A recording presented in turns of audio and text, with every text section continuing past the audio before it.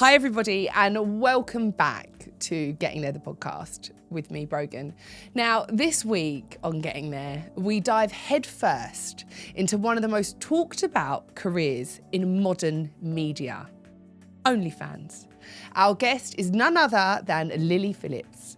We explore her journey into the media spotlight, the realities behind the headlines, and I ask the uncomfortable question, what is really going on with our generation? What is happening in our culture, in our schools, in our homes that makes this kind of path not just accepted, but often celebrated? This episode is not about shame or praise. It is about truth, impact, and the stories that are shaping the world that our children are growing up in. Let's get into it.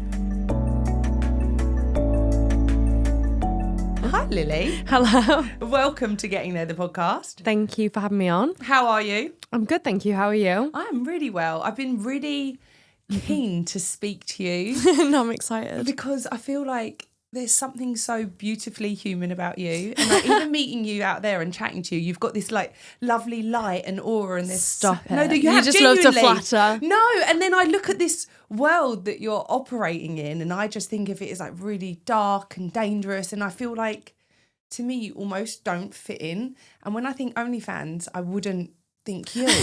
That's so sweet. Are there many other people like you? Definitely. I mean, OnlyFans is a place for everybody. Yeah. So take me back. I always like to understand what has happened to someone so I know who's sitting in front of me. But I know you spoke that you've had quite a normal childhood, really. Yeah. Nothing all extraordinary. No. Pretty basic. I had a lovely upbringing, one brother, parents are still together. And yeah, just a very normal upbringing. Nothing really happened. My parents spoiled us and have always been there for us. Oh, wow. So what was the decision for you that moment then to turn on and register for OnlyFans? So I was already doing social media, Instagram to be specific, and I heard about OnlyFans, and for me it was just another way to really do creation. I love taking photos. I love taking videos. I'm very body confident. I was already being such a whore anyway. What is such a whore? Like I was already being a slut in university. So I was sleeping around a lot, have lots of different sexual partners. Yeah, but what's a lot? How many's a lot? Paint a picture for me. What's going on in the week in uni then? Honestly, like every night out, I'm sleeping with a new person, threesomes, stuff like that. But interesting, I watched your documentary and you thought you would have been a virgin until you got married, right? So that was when I was really quite young, so probably like 14, before I had ever kissed anyone or anything like that. As soon as I started getting sexually active, that's when I was like, oh my God, I love this. And like, why do I need to wait for anyone or, stay innocent? So how old were you when you became sexually active then? So I first had sex at 17. But I was probably like kissing people and doing bits from 15. And then what, after that, the floodgates just opened? Yeah. And you're like, let's go. Yeah, I was like, you know what? I fucking love this. Like, this is for me. This is what makes me feel empowered. I love this.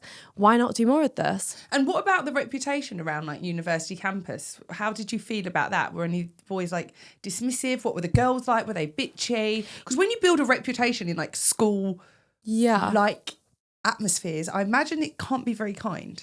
Yeah, no, university was a little bit different. I had only been going there I hadn't even been to one lecture yet when I started OnlyFans. So I wasn't like at university very well known or anything like that.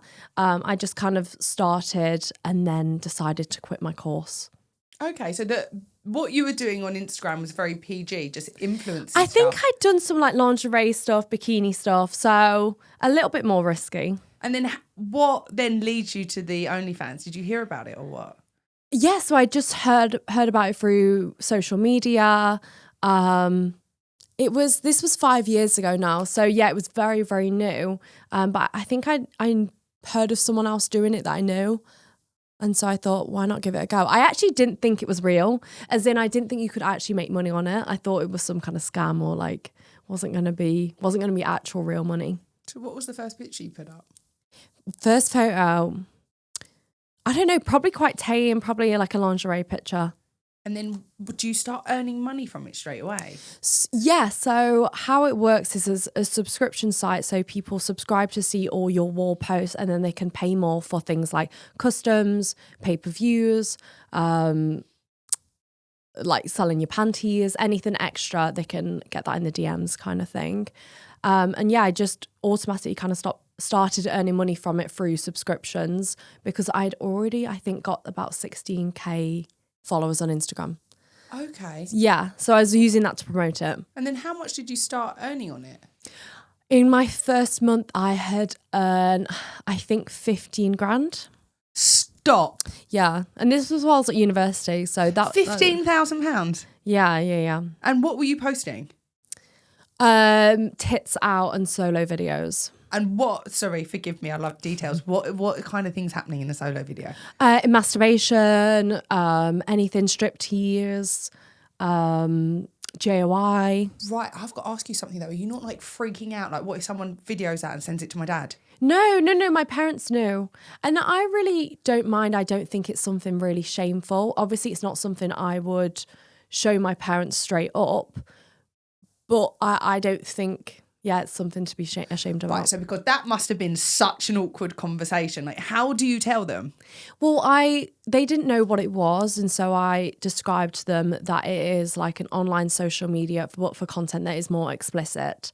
I kind of described it as like, like page 2 girls and things like that. And so they kind of got the grasp and understood that as long as I was safe and I was happy, they didn't really mind what I was up to. Did they not raise any concerns? Because you said like they're normal people. Were they not like, I don't really want you, Lily, with your tits out with everyone to see? No, well, they just understood that it was a business and I enjoyed doing this and it made me happy. So why not? Was that an awkward conversation? I guess at the start, like it is awkward to bring up that like you're a sexual sex worker. Being. Yeah, to your parents. Yeah, definitely. But you know what? I think it only made us closer. Really? Yeah, like talking about deep stuff with your parents definitely makes you a lot closer to them. But we're going to get into the more extreme content in a bit, but surely there become concerns for your safety at some point. It did when I started porn.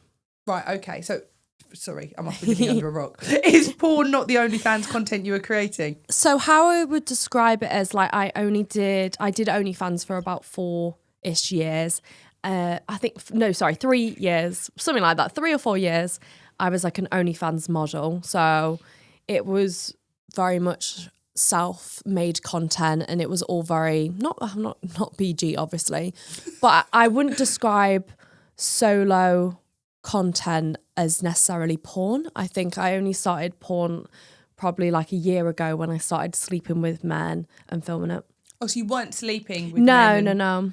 Okay. But I don't know, it's a blurred line as to like what you want to call, because some people wouldn't call what I used to do porn, but some people would, so it just depends. So the first month you earned 15 grand? Yes. How does it go up in increments? Honestly, it probably stayed very similar for like a year, maybe went up about 10 grand or something like that throughout that year. And yeah, probably stayed at around 20-30 grand for the first like year or two. Wow. And how were you spending your money then? How was I spending my money? I'm not a particular massive spender. Saving it, I bought a house. But yeah, just in the bank or putting it into investments. Oh, okay. So you've been quite savvy with it, would you say? Yeah. Like, could you put your feet up now? Yeah, I could stop now and I'd be happy. And how do you spend your money now? Because obviously it's gone. We're going to get onto it. Well, things just get more expensive the more money you earn. It's just true. Staff get more expensive. Like you need more of this. You need a more cameraman. You need more things. The business just gets more expensive. So yeah, I do spend a lot of money. I put it back into the business a lot. But I'm hopefully this year buying a house outright, so that a lot of my money will go into that. And I need to get a car because I'm moving out of London. So. And what are you earning a month now? I don't love to say just because. Oh, okay. For what reason? I just think it's personal information. I don't like to be too braggy. Yeah. I earn this much. And also, I don't ever want to encourage young girls into doing this because they think it's really quick, easy money. I try to like stay away from that side. You know, when someone's going, oh, I earned 43 million last year on OnlyFans, of course, all the young girls are like, well, why the fuck do I not do that? You know, and well, just... This was one of my questions. Yeah. To come to later on. Is it not too late for that now, though? What, as in... It's not too late for young girls to think that they can go and sell their bodies on OnlyFans and make a lot of money? True, but I try to steer away from that personally for my own consciousness. Do you feel an element of responsibility for glamorising that life? I do. And I really, really try to be honest and open about the realities of this industry. And what are the realities of the industry that you think people then probably don't know? That everyone you know who knows you or even knows of you will think about you so much differently once you start doing OnlyFans, even though you were probably doing this behind closed doors without cameras, without putting it on the internet. People now just have this like perception, of you that they didn't have before. With that, does there come shame? I've never felt like shameful about what I do, but I'm sure like maybe family members or friends probably feel shameful that they're friends with me. Yeah, because once it's on the internet, there's no going back. You know, when I was brought up, my dad, honestly, he was so strict on us. I used to be 17 years of age, guys. This is no joke. And he used to buy those, you know, like the breathalyzers that the police have. No. And he would, swear to God, he would breathalyze me when I came home. I wasn't allowed to drink at 17. He was like, I think he was a womanizer back in his day. So he was so anti us, like having multiple partners. Like, I promise you, I'd probably be in the bottom of a forest somewhere if this had happened to me. And he used to always say to me, the only thing you have in this world is your reputation, and you come in with the world with it and you leave it, and you essentially create it while you're here. But it's the one thing no one can ever take away from you. Yeah. And you seem to have built this reputation that you might not want to have later down the line. Does that worry you? No, because I really don't see sex as shameful. Everything I've done, I've never regretted. I have a lot of sex. I fuck a lot of people, but I don't think that's something to feel bad about. Okay, so this is where I think that the thought process would be coming in. Forgive me if I'm wrong, but a lot of the men seem like they're treating you like an object and quite disrespectful. Like in terms of like some of the sexual acts. Like when we saw you running around London with the semen on your face, that to me was really disrespectful for someone to do that for you. So it feels like they're being disrespectful for you and not treating you with the same respect that you're enjoying whilst having sex. Does that make sense? To me, not quite, just because I enjoy having semen on my face. I am always I love holding these big gangbangs.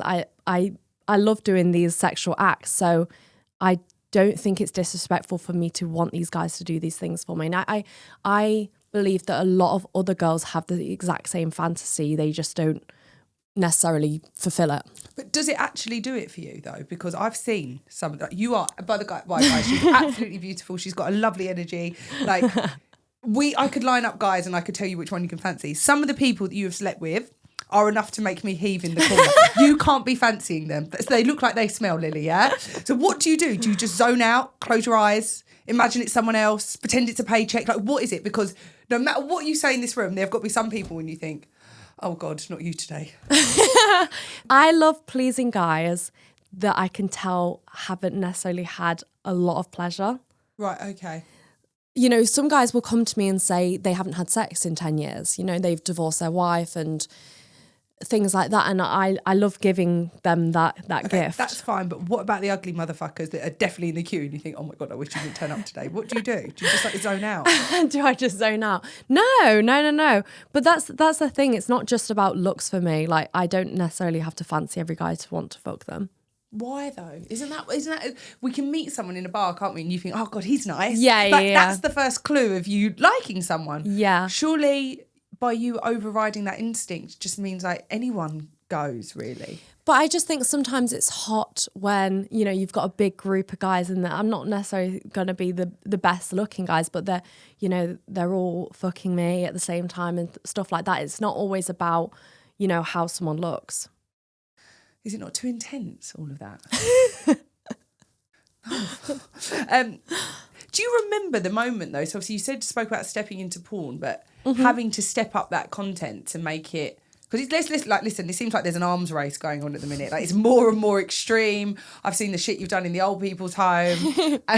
My friend's husband sent it to me. She's like, look how bad this is in old people's home. I was like, obviously it's not in an old people's home, guys. So I just want to caveat with it. She's not been in an old person's home.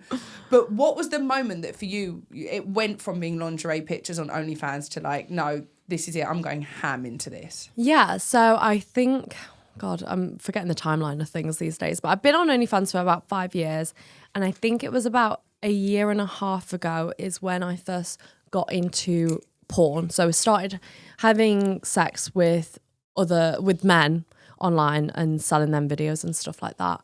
And I did that for probably about 6 months until it got kind of just a little bit like stale and a bit boring. And for me, it also wasn't always content that, I love having sex one-on-one and stuff like that, but I also wanted to explore my kinks of having a gangbang or doing something more relatable or more real, or, just kind of pushing the limits a little bit more. Like when I first did a event with like normal guys who aren't porn guys, I just thought it just seemed so authentic. Do you feel like you had more control over them though?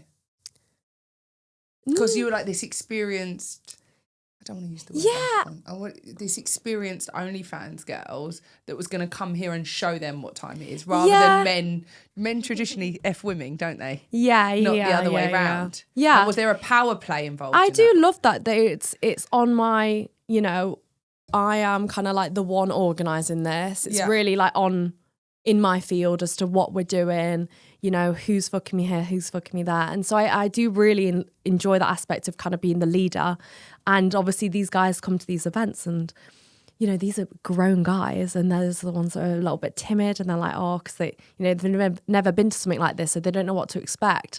And so, you are the one who's like confident. I do love that. Maybe I'm just a bit of an attention-seeking whore. Maybe. But yeah. I like having sex and people watching me and things like that, and just being quite confident in the bedroom. That I do really get after that. And you still enjoying it now? Yeah, definitely. So how did you find yourself in the limelight? Because you've got to be living under a rock if you don't really know who you and Bonnie are. Stop it. Probably, when I did a documentary about sleeping with 101 people in a day, that is probably what most people know me for. So what made you think I'm going to go and sleep with 101 people today? It was quite a long thought process. We wanted to do 1,000 guys, and then my assistant was like, wait, let's just like slow down. Why don't we try 100 first, see how that goes? And as well, it was I think it was one of the first events we actually held. And so it was like testing the waters a little bit as to... Because I watched that documentary. Did you? Oh, that's so sweet. Yeah, and my heart broke for you. Oh, stop. No, it did. And then when I saw you cry, obviously that doesn't keep up with the image and the stuff that you want to say here. Did you regret letting those people see you at the most vulnerable? Oh, what, regret crying? Because that doesn't sell, does it? You're meant to be this all-powerful, loving it. And then for me, we saw the girl that I see out there, like the raw, beautiful girl that, I don't know, maybe just wants to be loved. And I watched you speak about in that documentary about, I was so upset I didn't get to please everyone. And I can imagine some of the men would have been intimidating because obviously you didn't know your boundaries back then, right? Oh, I want to finish and I want longer. And it must be quite a scary situation to be in where you're giving to all these people. And was it really something that you wanted to do? Because I feel like in those moments, I feel like we saw the real you. I wish I hadn't have, I mean, it's hard because I wish I obviously hadn't have cried on camera. Like no one wants to have a video of them ugly crying on camera. But it also just like, that documentary was real. It's tricky because obviously it went so viral because of the crying. But now I'm just known for like the girl who cried because she had a gangbang. And that's not at all like what my events are like and things like that. It was just that one-off event. It was kind of the first thing we'd ever done. It was really badly organised from my end, as in I just had not prepared for it all. And yeah, it was just a very exhausting day at work. So when you closed the door that night and you went to bed, how did you feel and what goes through your head? I know I was fine by that point. I think people don't realise that, like, obviously as soon as I finished, then the documentary team came in and filmed that. And so it was quite like, you know, didn't get a second to really think. And then, you know, once I'd gone home and stuff like that, you know, once I have a cry, I feel so much better. But why were you crying? Because I was just so exhausted. It was a really long, hard day. You don't see it on the video, but I was there for 14 hours. Like, it wasn't easy. That's what I'm saying. So the last few people you couldn't have been enjoying. You must have been like, come on, your vagina must hurt. You must be tired. I mean, there are things that physically must hurt. No. And be tired. Like the last few ones, were you doing it because you wanted to get to the number? I mean, my eyes were in pain, but my pussy wasn't. It wasn't that I didn't enjoy it. It was because some of the guys were slightly disrespectful, and also just because it was so exhausting. Like, it was just a long, hard day, and you finish it and you're just like, oh my God, like you get a minute to breathe. And then I just felt emotional, and that's that. And it's just so hard because so many people put it down to I'm so regretful, like I'm being abused and things like that. And that's just not all the case. No. And as you said before you did it, you were worried about what your parents might think with the 100 people. Yeah. How was it received? You know what? Not that badly. Not really that badly. How did you mention it? I don't think I ever explicitly said to my parents that I was fucking 100 people in a day. I know my mum saw the documentary, and she was just worried. She was just worried, that was all. It wasn't like, you know, you need to stop this or getting angry at me, because I think people forget that I'm a 23-year-old woman and I can do what I want, and it's not necessarily about what my parents think, and they don't really get a say in. Did they not have an intervention though? They tried to intervene.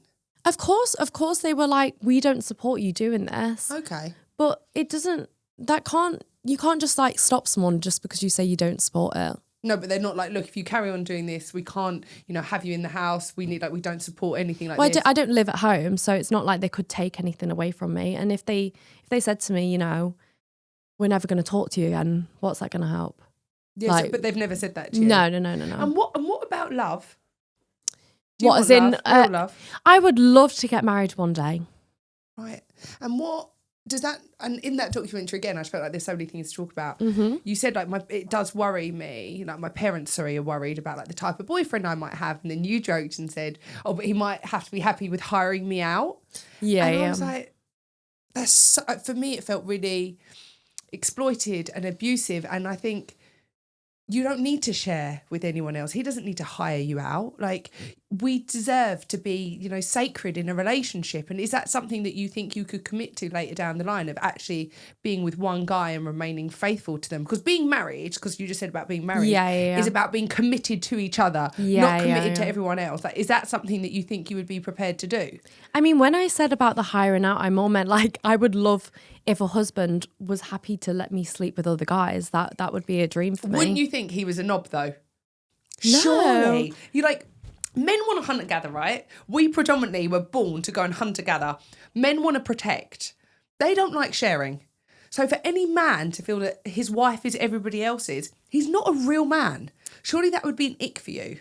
No, I find that kind of like closed-minded, because I know so many people in the porn industry who have a very, very normal relationship, but they both do porn and they're both sleeping with other people, and they're both very happy and content in that. And I think that's what people don't get, is like there are people out there that are very happy with that kind of lifestyle.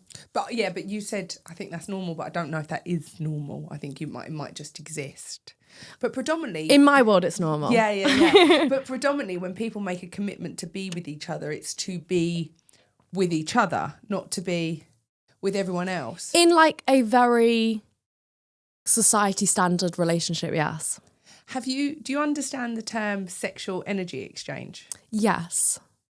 So does that worry you then? So like sexual energy exchange is saying that it's not just a physical act. You are taking on during the sexual exchange their emotions, their energy, their spirituality, that actually it's so much more than just the bodies. And that, you know, we're all energy at once. Does that not worry you that you've given so many men the chance to enter something that should be sacred to you? I personally don't find sex sacred, and I don't believe that like you take on all their emotions and stuff like that. I mean, I'm a very happy person.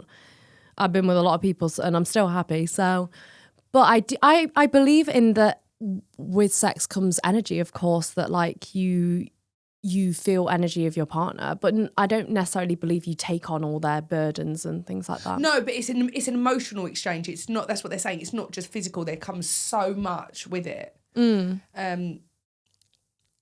thinking about it, how many people have you slept with? Probably, I don't know the exact number, but maybe between 500 to 1,000. Okay. And Bonnie Blue doing the 1,000 men. Apparently it's not true. What are your thoughts? I don't know. I wasn't there.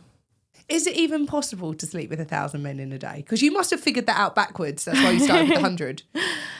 You know what? I think it is possible. I do.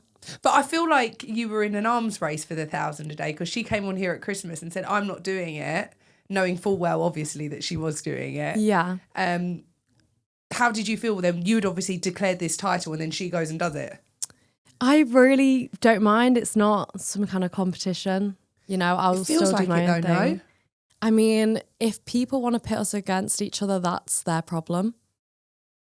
So it feels like there's this leveling up of like extreme content. Yeah. And I'm guessing, because it's kind of what she was from saying to me, the more extreme, the more press, the more people go on your OnlyFans, the more you can charge for a video.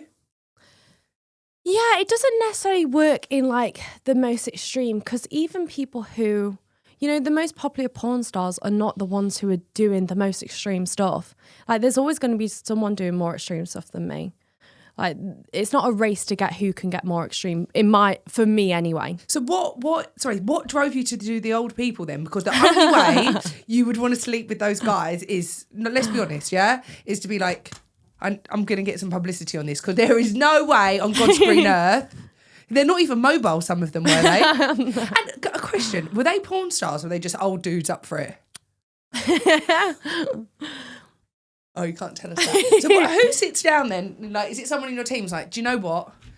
She's done 1,000 men. No. We're going to America. Let's just go and get the old boys. Like, whose idea is that? It was mine to do with the old man, yes. Why? Because I knew that it'd get you attention. It makes a good headline. Like, it does. Yeah, true. And that's what I'm saying. So with the more headlines comes the more notoriety. Is that the idea that then it pushes more people to subscribe? Well, that is obviously how if you want to make more money or be more successful, you have to get the attention of the media 100%. And how do you deal with like the hate and abuse? You know, I'm just not that affected by it. Never been. Not really, no. Obviously, like, if someone calls you a fat cow, you're like, right, nice. Yeah. But, like, people say it so often that it's so, like, I just don't really care. And where do you see it mostly? Online or in real life? Oh, definitely online, yeah.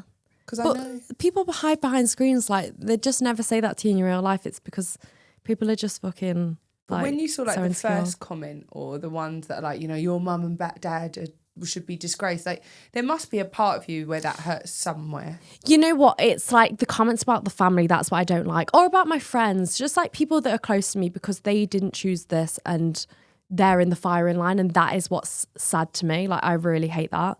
That's definitely sad, but at the end of the day, they don't know my parents like I know my parents, so it's not the same. Have they targeted your friends then, like people that... Just like the way media spoke about my friends and my family and people online, saying that no one cares and they're not, you know, they don't love me and things like that, which is just so untrue. But no matter who you are, that's hurtful. Like, someone could say that about me now and I know I'm loved, and that would still really hurt. Yeah. I don't think it's a nice thing to say about anyone. Yeah. But I guess you must have built this really hard exterior if you want to be involved in this. But it's just like, I just know, I know my parents know me, and so that's why I don't get too offended by the comments, because these people are talking about me, have seen a 20-minute documentary on me, like, and, you know, a 20-minute video on me or whatever. And so it's like you don't know the actual me, or you don't know my parents or anything like that. So yeah, and I know that you said we spoke before the cameras went on. Yeah. You don't actually like going out. You're a bit of an introvert. Yeah. You like your dog. You said you spend a lot of time scrolling on social media. How does it feel when you see other people reposting or speaking about your content in a derogatory way, like talking about you? all I can think is, please keep promoting me. I don't mind when people talk bad about me, because it's just like, it's just furthering me, you know? And it must be really hard to trust people. I don't know. Maybe I'm just a bit naive sometimes. Do you trust a lot of people around you? Yeah, probably. So you're not lonely? No. Because I can imagine, just for me, like if all that was going on, I'd think, I just don't trust anyone. And do you feel like now you've got this money as well that people always want something from you? No. I'm friends with the same people I was friends with since school, and like no one has changed around me. Have they tried to intervene in what you do? Yeah. They've definitely said like they don't necessarily support it. It's tricky because at the end of the day, no one can have a say in my career and what I do. But of course they're like, this isn't something we necessarily support you doing, but we support and love you. And what about their parents? Are they like, don't be friends with Lily anymore? No, I haven't had that. See, I know all their parents so well, so it's not. So is that not awkward when you go around their house and like, what have you been up to, Lily? And it's like, just check out my website and I can tell you. Because this has always been me. I've always been like really sexually active and stuff like that. Not necessarily put it online, obviously, but yeah. And I know you had a boyfriend, didn't you? Yes. And he broke your heart and cheated on you. We all have that. We all have that. It's part of life. Yeah, just so that's you know. just... But do you think, because I know you were on OnlyFans at the time, he was like, you've not got a leg to stand on. Like, yeah. Do you think any man's going to suffer with you having that career? And what was his response for you doing that internet work whilst being with him? Oh, okay. So he didn't really like that I did OnlyFans. It was funny, really, because he didn't mind at the start. And then once it's, you know, our relationship started to progress. That's when, sorry, excuse me. That's all right. He had a problem with it and just started like, I just picked one little comments, and then it started to get more like, you're texting people on your phone. And it's like, well, these are subscribers, so of course I've got to text them. Yeah, so what's the boundary then? Yeah. What are the boundaries for you? Is there like stuff you won't do, or is there like, what are the boundaries? Or are you like, I'm game? I don't know. I'll try mostly anything bar poo stuff. So I won't do any toilet stuff. Do you get asked for that? Of course, yeah. Stop. What do you mean? What do you mean? What do That's people quite like ask? a normal request. But okay, your normal and my normal are two different things. What is a normal request around poo? Please tell me. People will want videos of me having a shit, basically. And how are you meant to do that then? You could like sit on the toilet backwards or squat over the toilet. And then they just want a picture of you pooing? A video of you pooing? Yeah. Okay, so you've said no to that? I feel like you've done it once. Have you done it once? No. That's where I draw the line. I have some self-respect. Okay. And what about like anal and stuff? Yeah, I've done anal. That's fine. I did a 50-man anal gangbang recently. Okay, right. So the physical part of that worries me, because nothing was really meant to go up your ass, is it? No, things are meant to come out of it. I don't know. No, but gay guys have anal sex all the bloody time. Yeah, but it's not the way Adam and Eve made us, was it? It wasn't Adam and Steve, it was Adam and Eve. So my thought is, surely that done some internal damage. That must have hurt. No, I think you forget that I have so much anal sex with porn stars who are much larger for a much longer amount of time. But that in comparison, must hurt, like your kidney and stuff. You're only little. No. Not at all? No. Okay, strangest thing you've done then? Strangest thing. Oh, I'm trying to think what's like I don't do that much strange stuff. Custom wise, probably like the giant S stuff, where like I'm pretending to be a giant and I'm standing on my client who's like a little bug. What, are they just like small men?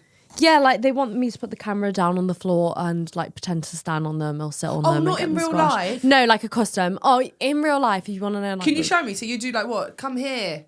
I'm a big giant. Yeah. And you'll just say, like stand on them or something like that. And what will you say while you're standing on them?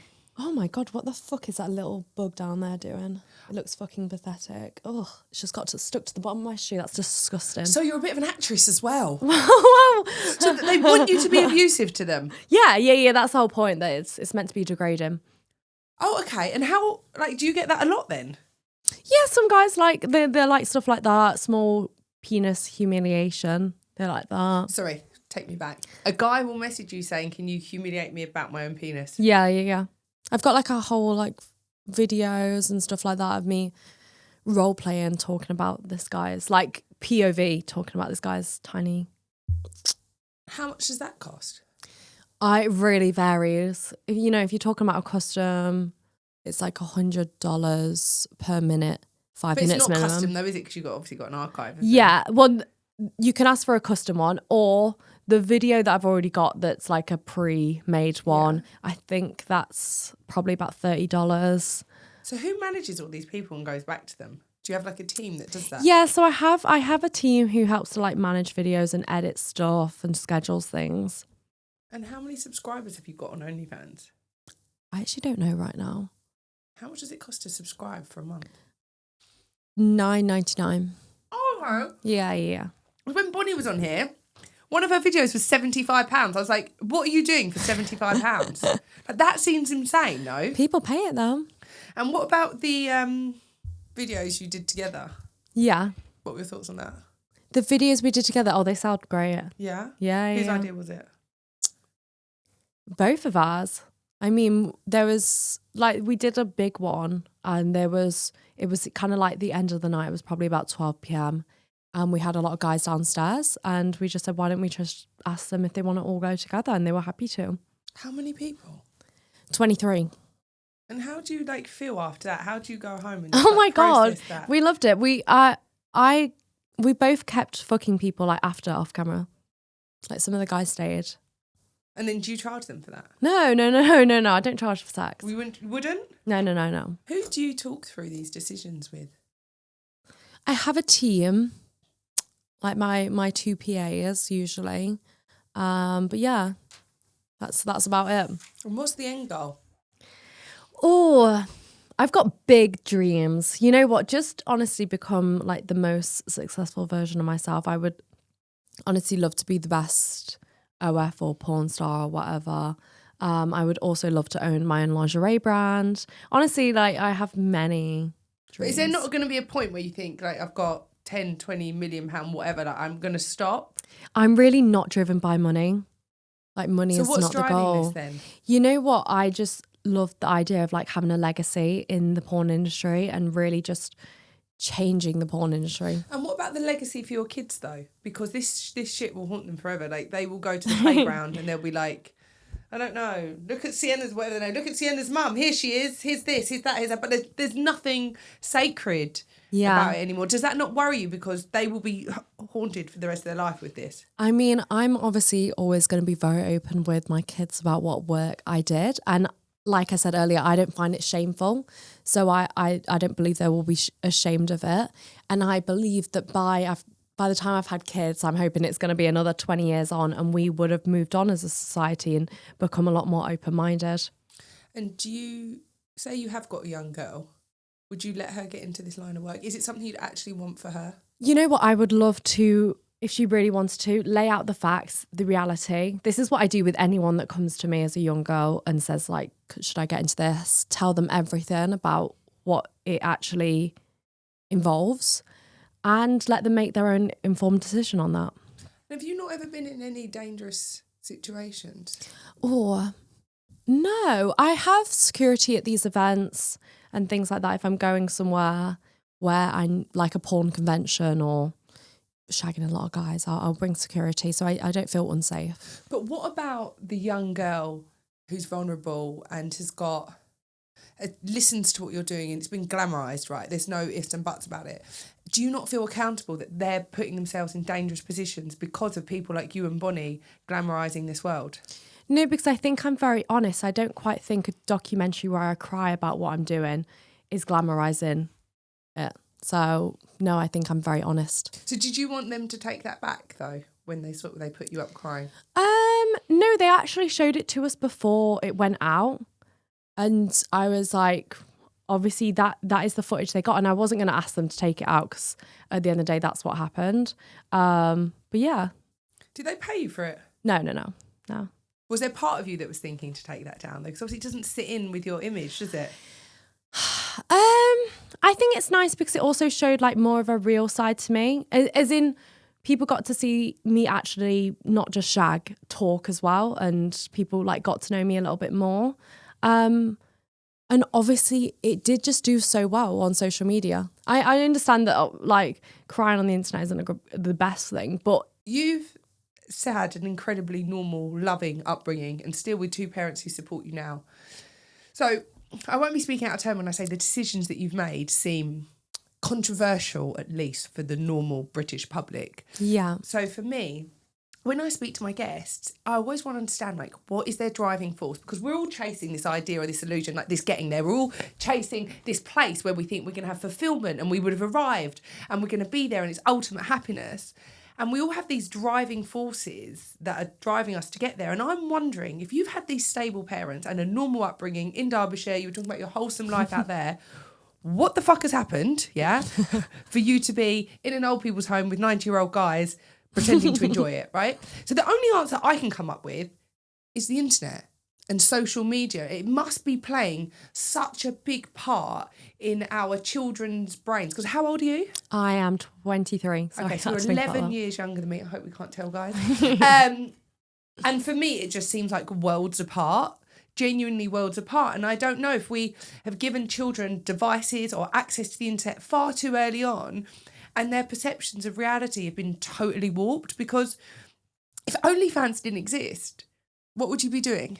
I would probably be doing something on social media. No, social media doesn't exist. Oh, sorry. What did you want to do at school? I really did not have any drive for anything. When I was younger, I used to say I needed to marry rich. So you do like money? But I mean, as in, so I wouldn't have to work. Yeah. But that's fine. It's okay to say that we like these things. But no. But sorry, it wasn't for because I not like nice things. It's so I didn't have to work or do anything because I had no drive. But you seem to be quite ambitious with this, don't you? Yeah, because I feel like I've really found my passion. Right. Okay. And how much do you think the internet is brainwashing kids, though? Oh my God, that's a big question. I really don't have all the answers. No, because I feel like you must be the first generation that's had access to Facebook, social media since what, you were like 17, 16? I probably started on Instagram maybe when I was like 13. That's what I mean. So you kind of I don't grew think up on that's the that internet. young. No, it's not. That's normal. Yeah. But what I'm saying is we're growing up with the internet. And my concern is like, how do you go to a 13-year-old? That's not real. Because it's like, yeah, it is. And it seems like we're living in these two worlds of like the real world and the internet. And I just wonder, at what point do you think you were influenced by anything on the internet that would drive you to make the decisions that you've made? See, I really don't view my decision as shameful or controversial. So I really don't think what I do is a problem. I love what I do. I'm safe. I'm happy. I'm making a living out of it as well. So that's just great. What more could you want? And so I don't believe something's had to have gone wrong or anything like that. That's the reality of being in this industry, that it's not just girls who have had trauma or, had a bad upbringing that are in this line of work, or because they have to, or they're being abused. It's also girls that do just genuinely enjoy it and are happy to do this. It's just become very normalised, hasn't it? OnlyFans. Because if we'd have said this to our nan and granddad, or my nan and granddad, they'd have been like, you are off your head. Like, I would have been battered the life out of. And I feel like gradually this kind of behaviour is becoming normal. And it kind of worries me because, I had that conversation with you about, I was brought up, you've got to have your reputation. That's all that you've got. And for me, I feel like nothing is sacred anymore. Our energy, our time, our reputations, our bodies, like the things to me that I feel like were divinely given to us, we just give to everyone willingly. And it just worries me about what is sacred anymore for our kids, because it seems like everything's up for grabs. I don't really understand that. Maybe this is where we differ, because I don't think it's something like I need to stay innocent or anything like that. I love sex, I enjoy it, and I enjoy it with other people, and I don't think that's wrong. Do you think you'll come to regret it? No. At all? No, I've been doing it 5 years and I haven't regretted a thing I've done yet. So have we got an idea of when we think it might stop?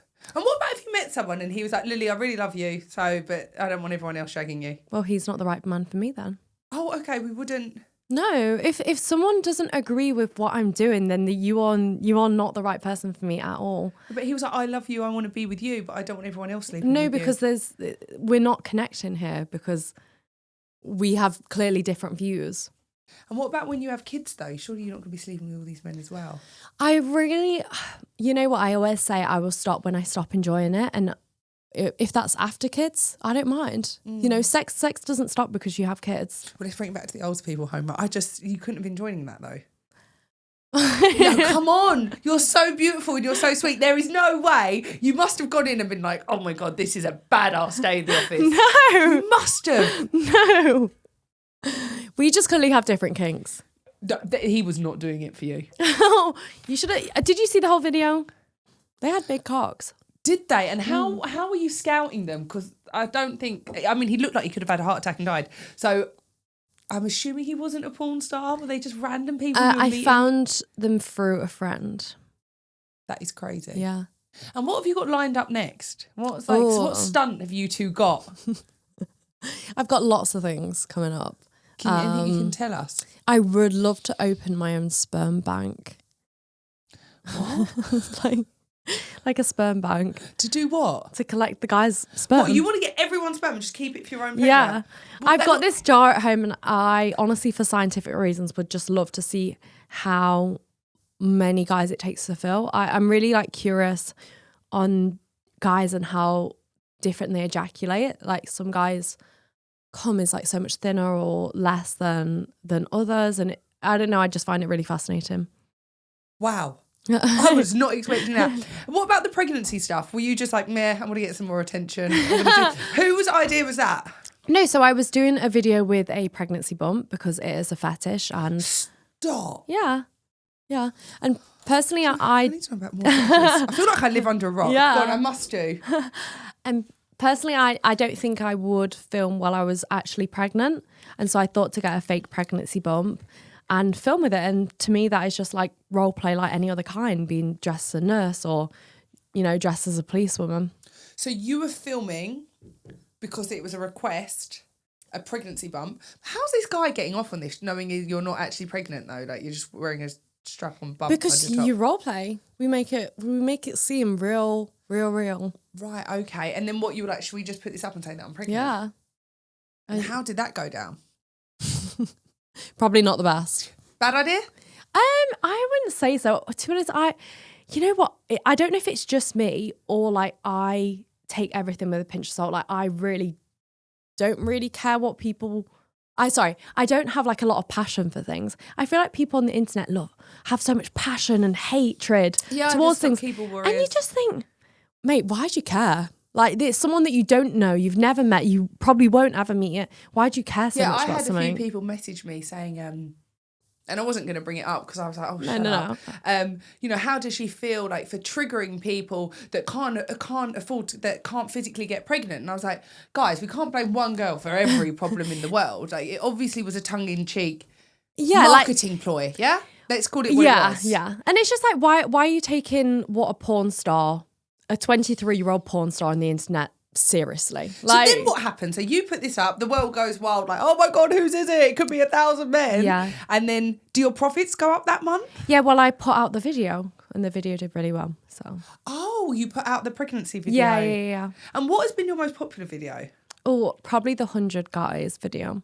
Oh, and can you see all of them in that? So I did it in parts, and a lot of the guys they mostly all went like 1-to-1. Some of them went in groups, but yeah, mostly all 1-to-1. So in each part, it's like a different guy. Because it worries me in the documentary, they weren't getting STD checked.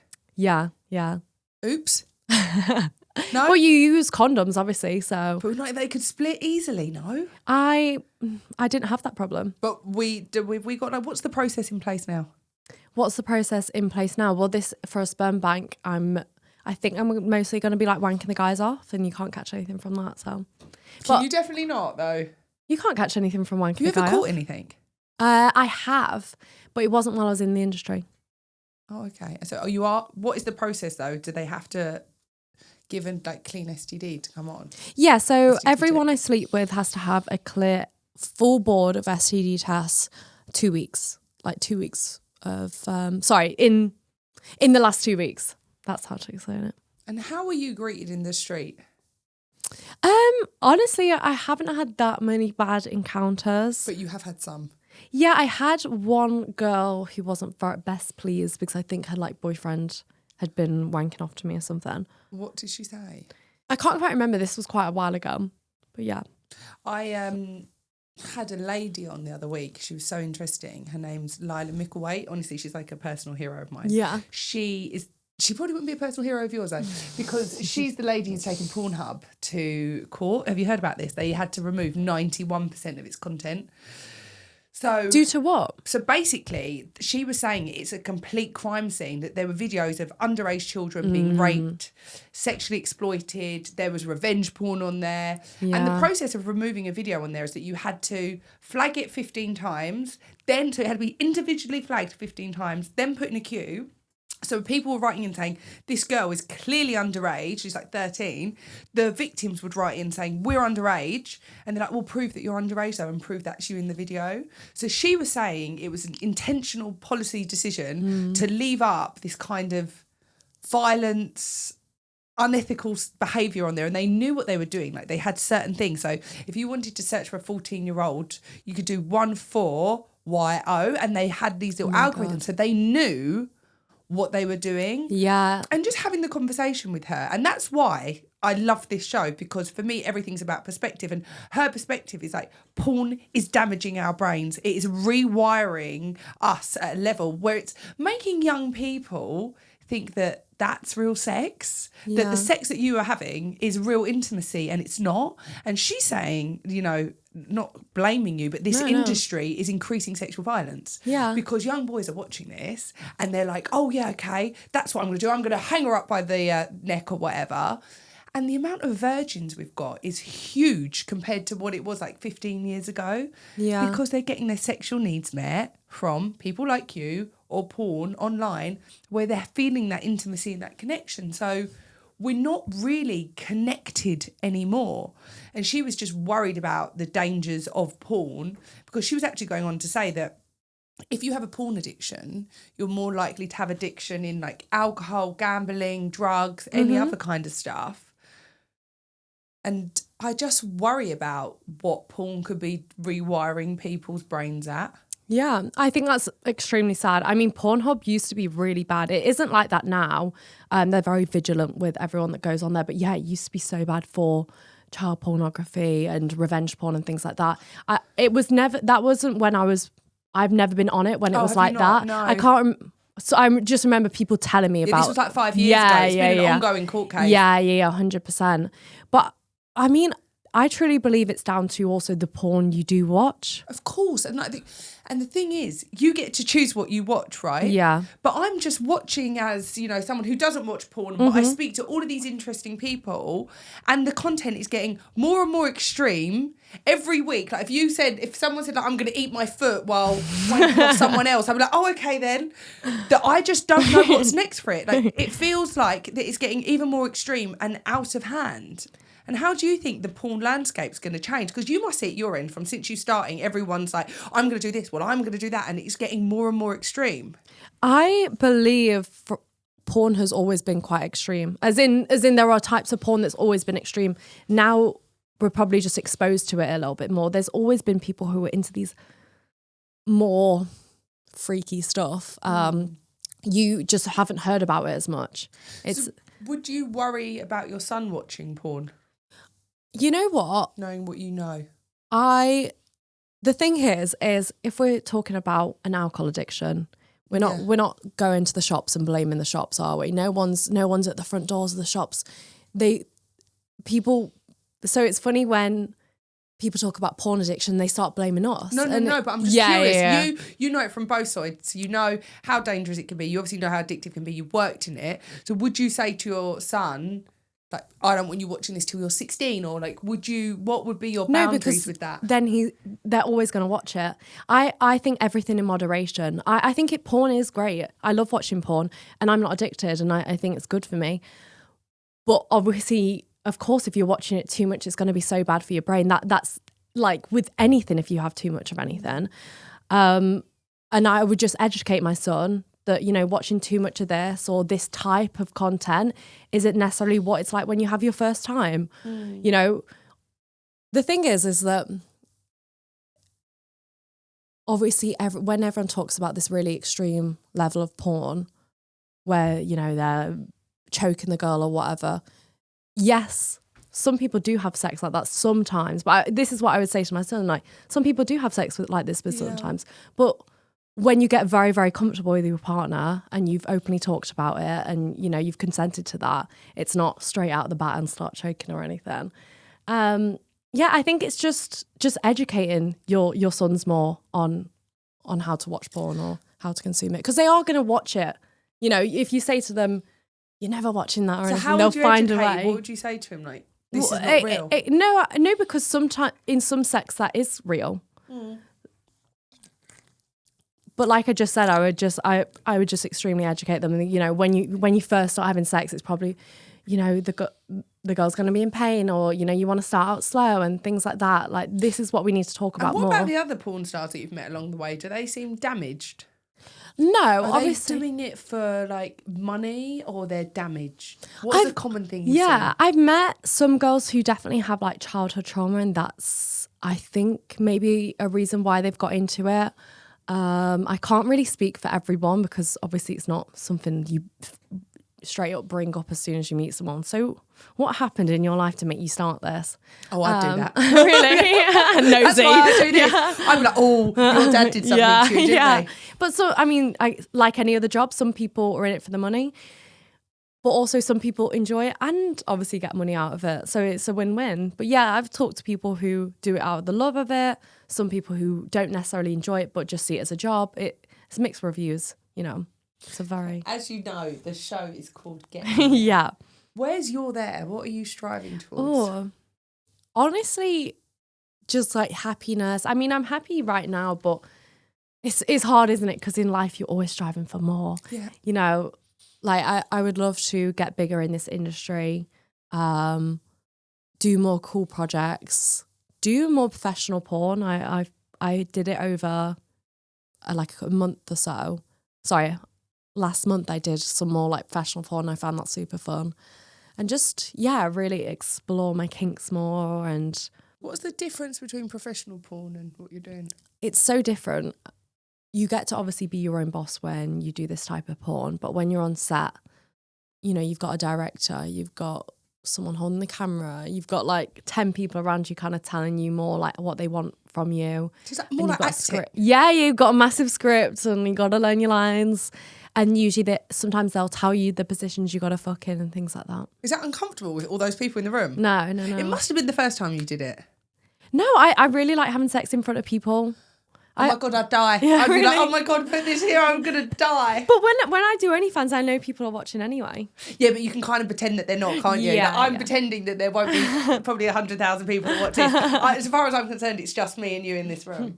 But listen, it has been really wonderful to speak to you today. I know how busy you've been, and I know that we spoke about this off air as well. You probably get some people that just want to gun for you. And just, Yeah. I just really want to thank you for your honesty and openness, because this is something that obviously I can't get my head around. Yeah. And I just want to understand, like, what on earth is happening sweet. to us as a society. And I know you're very busy, so thank you so much you. for Thanks coming for having today. me on. I appreciate it.